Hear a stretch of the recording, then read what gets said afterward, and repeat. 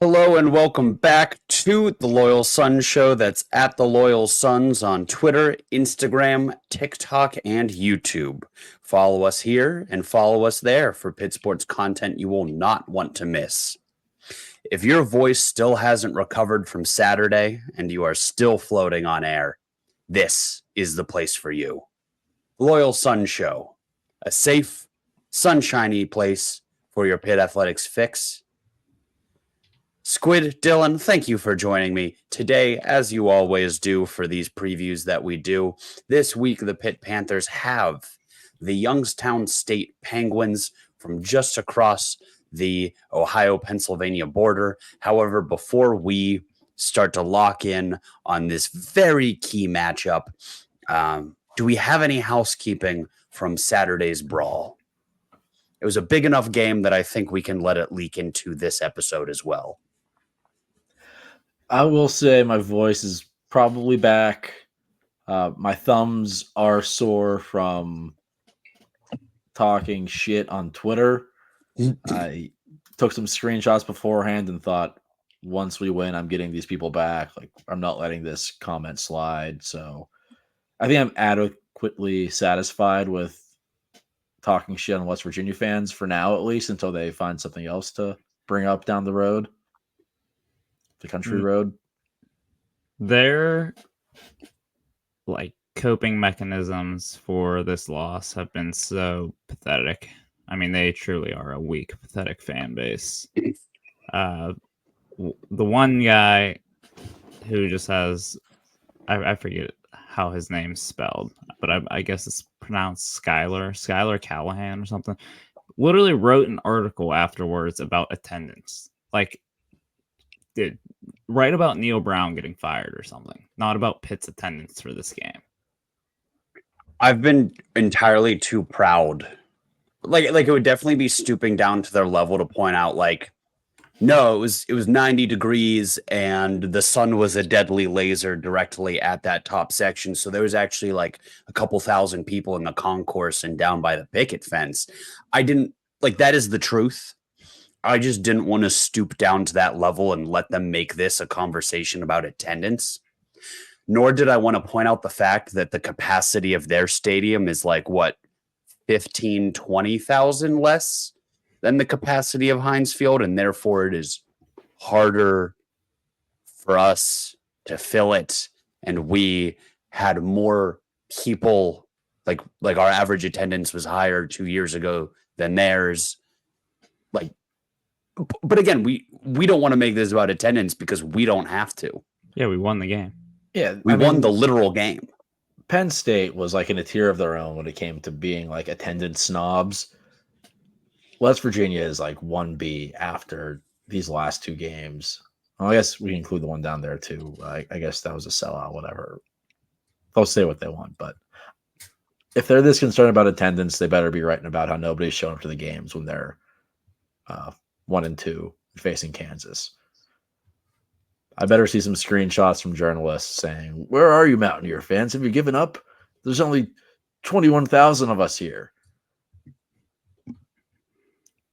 Yeah, it's also weird to do the attendance thing when the capacity of your stadium is 60,000 and there are multiple programs out there that can jam in 110,000. I don't get how a medium capacity stadium. Look, all they have to talk shit on us now is how our attendance isn't that good. Bring it on. Bring it on. I'll wear it till the end of time. As long as we're winning football games, you can have that. You're not winning football games, and you won't be filling your stadium. So we could be the only 3 people in the stadium for the backyard brawl, and I wouldn't care. Wouldn't care. We won the game. Wouldn't give a shit. What else? That is not close to the only very hilarious cope that we've seen. They seem to be really clinging to the Hudson. Is it Hudson Preston, or are there 2 different guys named Hudson and Preston? Two different crackers named Hudson and Preston. Yeah, they've got Hudson Clement and Preston Fox. It was Hudson Clement who had the touchdown called back in the third before the blocked punt, right?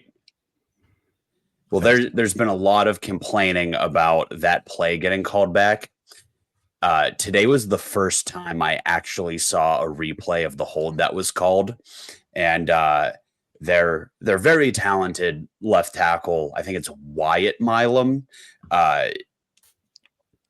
Very well could be a day one guy in the next NFL draft, but he fully grabbed. Nate I think Matlack.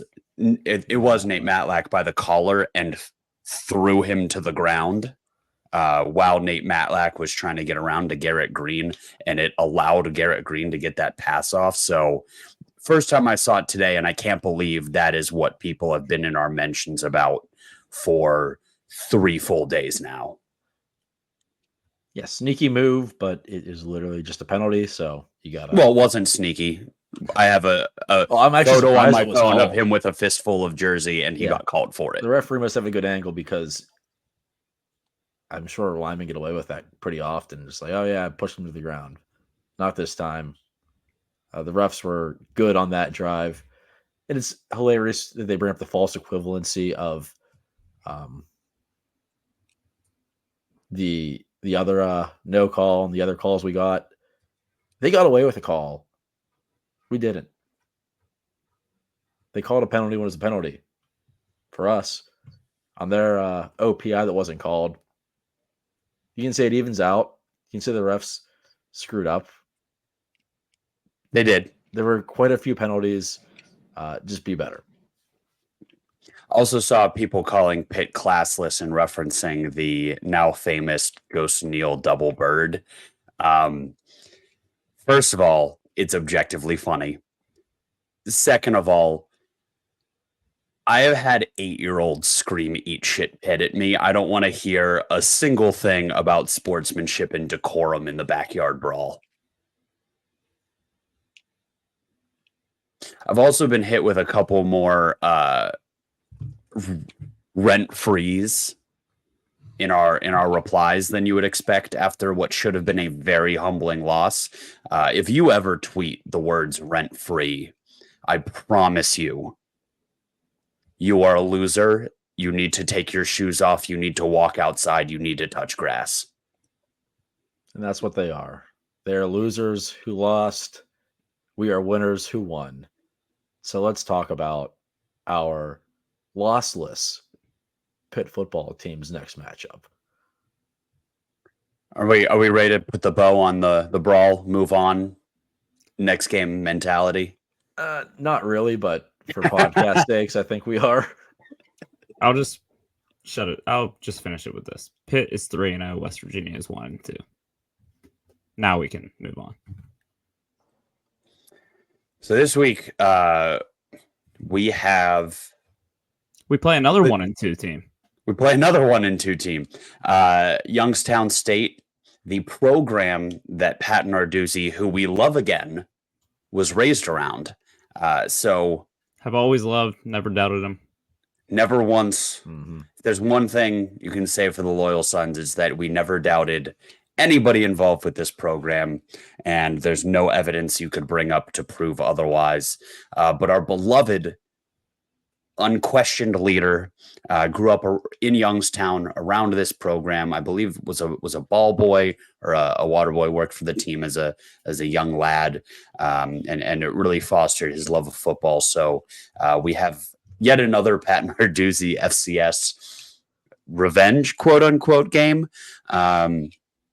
And I don't really know what to say about this because I don't want to mush Pitt, but I also feel that we should just kind of easily win by 50. So I think we have to start with something that a lot of Pitt fans have said. There are probably dozens of people at your family gathering or your tailgate last week that said, oh, it would be so Pitt if we just beat West Virginia then lost to Youngstown State next week. And because we have lost to Youngstown State before, and they did take us to overtime in recent memory, you think, I guess that would be a very Pitt thing to do. I don't think it's out of the realm of possibility. But when you take a deeper dive at this Youngstown State Penguin team, should not occur. Yeah, these ain't your grandpa's Youngstown State Penguins. I'm not going to sit here and act like I knew how good or bad previous Youngstown State Penguin teams were that hung around with us. I mean, these ain't Bill Narduzzi, Pat's father. These ain't Bill Narduzzi's Penguins. But what it comes down to, that the previous years Youngstown State hung around, they probably sucked. They did suck, but they hung around. Anyone want to tell me what Youngstown State did last week? Yeah, they lost to Duquesne. Huh. Okay. In that Duquesne game, they blew a 17-7 lead. I believe they were up in the second quarter. And they're prone to blowing leads. That might be perfect for us in case we do fall behind. We're well equipped for those situations. If we have to come back down 2 scores in the fourth quarter against Youngstown State, I don't think I would celebrate it the same way I did the last 2 weeks.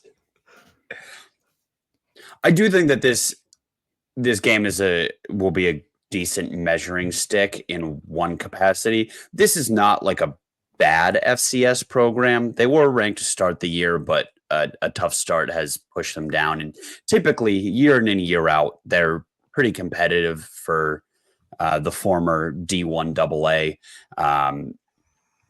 They are better than Kent State. This team, like the numbers exist. Youngstown State would be favored if they played Kent State, probably by a couple points. And I think that what this provides Pitt is, one, an opportunity to tweak some things, understand their depth at a few positions, rotate some guys. But also, I think it gives us a nice measuring stick because we did what we did against Kent State. And I think now we know we probably could have beaten that team by 50 if we played our best game and it wasn't the first game in a new offense, defense still figuring itself out. But since then, we have had 2 extremely stressful football games. And I think we've learned a lot in those past 2 weeks. I think we are a markedly different team than we are the first week of the season, even though it's only week 4. This could be an opportunity to compare how we would perform against Youngstown State with how we performed against Kent State and say, okay, so ridiculous back and forth games aside, this is what we are now. And then you're going into the bye week, resting up, working on a few things, and you come out to ACC play. I think this is one of the first times in a while we could say this is like a perfect non-conference schedule for Pitt. In years past, we'd have a tough opener, or you draw Tennessee when they're really good, or UCF when they're really good, and it's like, wow, why is this so hard? We are just torturing ourselves in the non-conference. You could say it makes us battle tested, but this year it lined up perfect. An easy opener, iron out the wrinkles. Week 2, a good test. Week 3, maybe your biggest game on paper of the year, like highest stakes, highest intensity, rivalry game. And then to avoid a big letdown, you have a team that you should beat, even if you play pretty poorly, and then a bye. So this is the next step of that. Please just take care of business. That's all I'm going to say. I would love it to be a 55-0 game at halftime, like the one New Hampshire game when we had Kenny Pickett coming off of the loss we won't speak of. I don't need that. I just want to get through it. Don't let it be close. And then really dial it in for ACC play. Yeah, it would be great if we could just completely and utterly dominate Youngstown State. And I don't want to have to think for even half a quarter that I might have to be locked in on this one through the end of the fourth. I think it's a game where and I couldn't agree more, Squid, that this lines up perfectly to get this game in, maybe fine-tune some things, clean some things up, maybe get some guys in rhythm, get Bart a few more catches, pad his stats a little bit, get him a little more involved back into the offense. Maybe get Day Reynolds some looks, after his big catch in the West Virginia game. Maybe this is his time to take a step forward. I think getting some of the other running backs involved, maybe get Derek Davis into a little bit of a rhythm, maybe let him see the ball go in, so to speak, with ripping off a few big runs. And I know he had obviously the biggest yard he will probably have on the season against West Virginia, but be nice to see his yards per carry go up above 3. I think it's below that right now. Yeah, Dylan, I want to talk about that for a little bit, actually, because that's something I made a note to speak on as well. We know what we have in Desmond Reid, and that is one of the most electric players in the country. West Virginia did a pretty insane job bottling him up in the run game, still let up those 2 touchdowns in the passing game. But we know what we have with him. We also know, thanks to Coach Narduzzi's presser, that he is a little bit banged up right now. So this might be the perfect time to put him in a cryogenic chamber for 2 weeks and see what we have behind him. I am not yet sold. Thank you for your heroics, Derek Davis, but I'm not sold on him yet as a running back 2. And so I think that this gives gives Davis an incredible opportunity to change our minds, or for them to get touches for somebody else to potentially take that role. So, Dan Carter could get some touches. Jules Goff, I don't know if he has that cast off yet, but this would be some excellent timing for him to be able to jump into a game. I want to see who else on this team can tote the rock, because we've seen Desmond Reid is prone to getting a little bit banged up in games and having to sit out drives, and we need a running back too. And what better team to test this out against than one that gave up 204 yards on 12 carries to Duquesne's lead back, Jamario Clements. This is not a good run defense, and we can try some things out. Yeah, and on that same note, with the run game, figure out the line.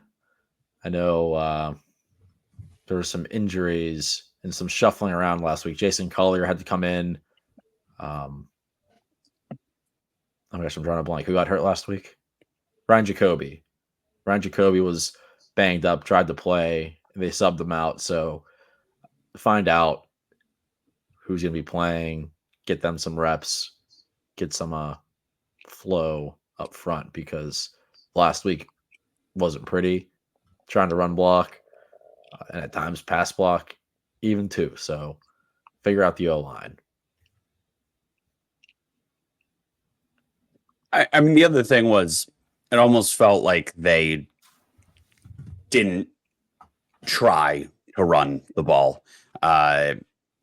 Desmond Reid had 11 carries, and he had a couple where he looked decent, and I kind of felt if they had more designed runs as opposed to running RPOs, he might be able to build something, but it wasn't working. West Virginia was clearly keyed in on Desmond Reid, and they were not stopping a nosebleed through the air. So we didn't try to run the ball. I think this is a week we can experiment a little bit with the run game, because we're going to need it. If Holstein ever has a half like he had against Cincinnati in the first again, you need that run game and a bruising one as well to complement any offensive scheme. This kind of gives us a really easy segue into our sports book, if you guys are ready to move on and let's do it. Clean that up. Bets. All right. Well, welcome to the Loyal Sons Sportsbook. If it's your first time listening, thank you, but also this is probably not the best first episode to listen to for the Youngstown State preview, but we're glad you're here. But if it's your first time listening, the Loyal Sons Sportsbook, we hand out some of these prop bets that you can't get anywhere else, not FanDuel, not DraftKings, only here on the Loyal Sons Show. specific player props around our Pitt team, our Pitt players, and maybe even potentially something that has to do with how many beers we drink on a Saturday. But the first one we're going to go with today, who will get more carries on Saturday? Desmond Reid or any other Pitt player? Now, this is not Desmond Reid versus The field. all of them combined. It would be Desmond Reid gets 10 carries, Derek Davis gets 11. Not Derek Davis plus Dan Carter, et cetera, et cetera. So, with that being said, Squid, you want to take this one first? Yeah, I don't know how banged up Desmond Reid is. I have to imagine if he was not that banged up, he might have been on the field on the last drive of last game. So I would not be surprised if he just doesn't play. So I'm going to take somebody other than Desmond Reid to have the most carries.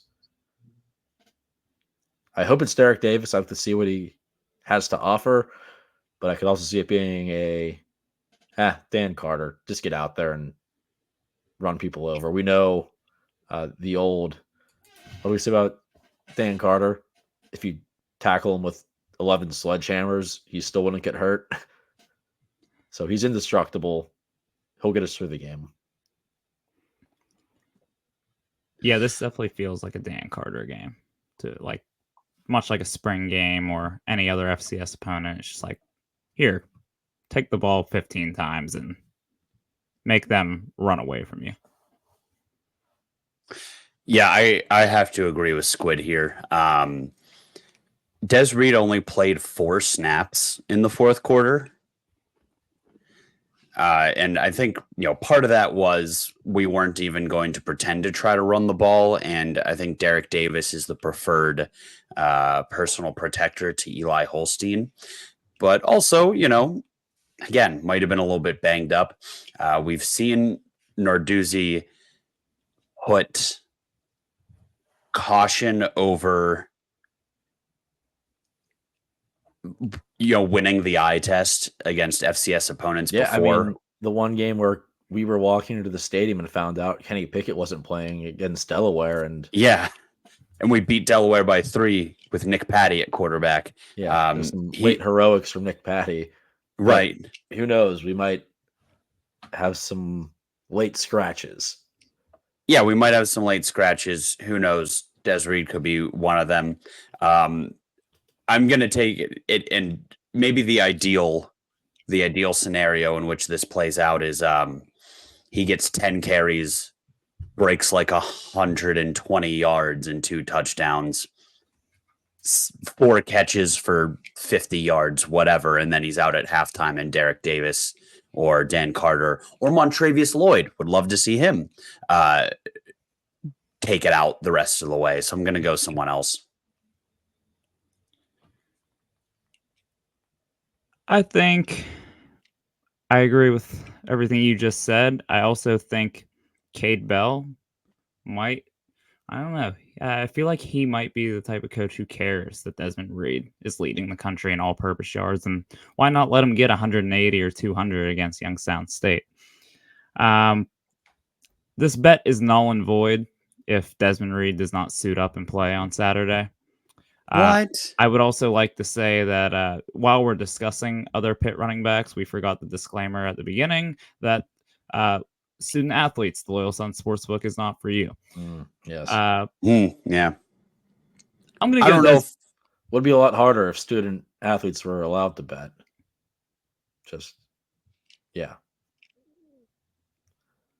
David, this specific prop bet would be harder to choose if student athletes were allowed to bet. Yeah. Anyway, I was just going to object to this being null and void if Desmond Reid doesn't play, but hey, this is your sports book. As I was saying, I'll take Des Reid here. Not because I think they're going to give him a heavy workload. I sure as hell hope they don't. But I think this might end up getting treated like a tryout for the rest of the running backs on the roster. 5 here, 6 there, 4 there. See who can make something happen. Maybe Montrevious Lloyd hasn't had the opportunity in a game, but give it to him in a game and he breaks out. So I'm going to go Des Reid here just because I think he'll get the early dose, and then maybe halftime they'll say, all right, Des, take your pads off. We're going to let the other guys clean this up. Next here, we're going to go. This is related to QB1 Eli Holstein, who has thrown for 300 yards and 3 touchdowns in each of his first 3 collegiate starts. Over under Pretty bad. Yeah, that's very mediocre of him. Over under 299.5 passing yards for Eli Holstein. Basically, will he continue the streak of 300-yard games? David. I'm going to go under. In the perfect world, what I envision is he has 250 and 2 touchdowns and also takes off the pads at halftime. Give me some Yarnell. I would have loved to see a little bit. I don't want to say I would have loved to see a little bit more Yarnell against Kent State. I want our sweet boy to get the chance to play a little football. So I hope Yarnell gets his time this week. And I hope they are smart with Holstein, who has eaten more sacks than I think any quarterback in the country but 3. So let's put him in bubble wrap too. Might take an alternate line. Holstein over 299, parlayed with Nate Yarnell, also over 299. They each get a half. They each throw for 300. I don't know about all that. I don't think they're going to take Holstein out too early, and I think they're just going to bombs away, take some shots, keep them sharp. So I'll take over. It'd also be really sweet if we could say he has thrown for over 300 yards in every game after 4 weeks, and then after 5 games, and then forever. Once again, I think Cade Bell might care about this sort of thing, and he might want to pad Eli's stats a little bit. Hell, I'd like to see them pad Eli's stats a little bit. I mean, I'd love to see him throw for 400 on Saturday. With that said, I do think it'll go under. I think they'll be able to put this one away early enough to where I don't believe he'll play the entire game. And as we stated, they're looking for running back number 2. So I think there might be more of an emphasis on that run game. Just won't be enough opportunities there, but I don't foresee him having a poor game statistically, but it might just be a situation where he doesn't throw 20 passes on Saturday. So I'm going to go under on this one as well. But kind of leading into the next prop here, we mentioned the Sheriff Nate Yarnell a little bit. Over under 1.5 quarters played in for Nate Yarnell. So if he steps on the field for one singular play in the third quarter, that counts as a quarter. I can start this one here. I'm going to go over. I think, once again, by the third quarter, this game should be in hand, and Nate Yarnell should be ready to go. They want to give him the reps and keep Eli not only off the ground, but keep him off the field and keep him healthy. I'm going to also say over. I don't think Holstein plays all the way through the third. Agreed. For all the reasons you guys said. Same team. Well, that same teamer. And honestly, I'm kind of excited for Nate Yarnell time on Saturday. I want to see what he looks like in this offense just for the fun. For sure. Okay, move to the defensive side of the ball for the last prop bet before our first touchdown and predictions. Over under 3.5 sacks for the Pitt defense on Saturday. Now, they've had a little bit of trouble getting to the quarterback this year, finishing plays. A lot of very close calls on these blitzes, but they're not able to finish the job. So do they finally start to get after it a little bit against the Penguins? You'd like to think, right? I view the defensive line and their approach to this game similarly to how I view the running back room. I'd like to see some guys get some time and get them the opportunity to show out a little bit. Show us what they got. And the guys who have already established themselves as part of the rotation, I'd love to see them have a confidence building game. They didn't get after Garrett Green too well. Although one thing we are sleeping on is that Nate Matlack is on track for 10 sacks this year, which would be the most by a Panther be more than Cansey ever had. It would be more than Haba ever had.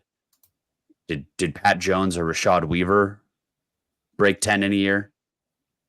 Yeah, I think those guys hit double digits. I would have to fact check, but so Nate Matlack quietly pretty effective. I think I'll go over. Rotate the guys, send them after the quarterback. I really, really want to see the defense be dominant this week. We let up 21 points. I'm sorry, 20. How many points did we let up against Kent State? 21. 17. They scored 24, but the Kanade Mumpfield fumble. Special teams. 17. Well, then we'll lump in the special teams. We gave up 24 against Kent State, 27 against Cincinnati, 34 against West Virginia. By the way, my score prediction was 1 point off, and I think I should get bonus points for that. Nope. Whatever. I would like to see a routing by the defense, and I think that would include over 3.5 sacks. So I'll go over. I think we're going to be winning by a lot. Youngstown State will be throwing a lot, and we're going to be rotating a lot of guys who are very excited to make a name for themselves and try to be that standout defensive end or interior defensive lineman. So I'm going to go over as well. I'm going to go over. We got another same teamer. I think they're going to get after Mr. Bo Brungard on Saturday. It's going to be a long day for Bo. Better get real comfortable down there. All right. First touchdown score picks. I believe we had a hit last week. David picked Desmond Reid. And we are officially putting Desmond Reid in the picking him only gets you 1 point vote. We are nerfing Desmond Reid. Yes. Yep. We had to do this with Izzy a couple years ago. And Desmond Reid has officially earned the right to be nerfed. So he's worth 1 point. Anyone else is worth 2. David, you want to take the honors? Yeah. Give me Mumpfield. I think they will come out gunning a little bit to try to put this one to bed early, and he'll benefit from that. He's been a rock this year. Squid? I'm going to go. Bumpfield was my guy. I took him the first 2 weeks. He hit once. So I'm a little mad that you stole him from me there. But I am very okay taking Kenny Johnson. He is back to being our deep ball guy. Maybe first drive we get a shot to Kenny Johnson over the top. Kind of wanted Kenny as well, but it's no fun if we're on the same guys. So I'll stick with the receiver trend. Give me Poppy Williams. Poppy's made a couple big plays the last few weeks and scored 2 touchdowns in the opener. And I mean, he's played at the FCS level. This is his territory. Give me Poppy Williams first touchdown score. All right, predictions. Right now, most recently, I saw the line at 24.5. Pitt favored by 24.5 points on FanDuel earlier when I checked it out. That's where the line opened up about. Feels a little low. I don't know if you guys agree there. Suspiciously low. I don't know. I think it's almost a little bit insulting. But the teams like Alabama, I think they expect in these games that they aren't going to take the foot off the gas.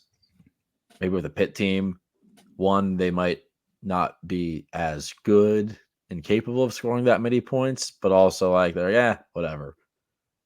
We don't need to score that many points this week. So I think that's my only fear is that we'll take our foot off the gas. I don't think we will, though. Cade Bell's score fast, play faster. Got that backwards, I think. I don't care. We're going to play fast still. We're going to score a lot of points. We're going to cover. I'm going Pitt 45, Youngstown State 13. Did I say 45 or 35? You said 45. Okay, good. Give me 42-14, Pitt. They'll cover there. They'll cover the 24 points.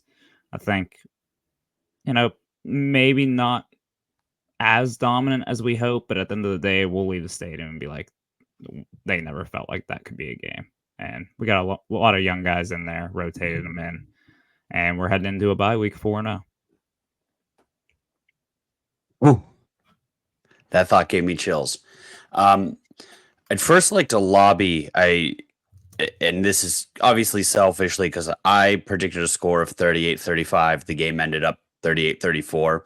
I think that if you come within 3 points of the total of the score, and not just by like total points, like if you guess 40-30 and the score comes out 40-27, you should get 3 points in the future.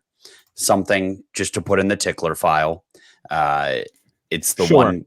We'll give it to you in the future. Nice. In the future. We're not retroactively doing it.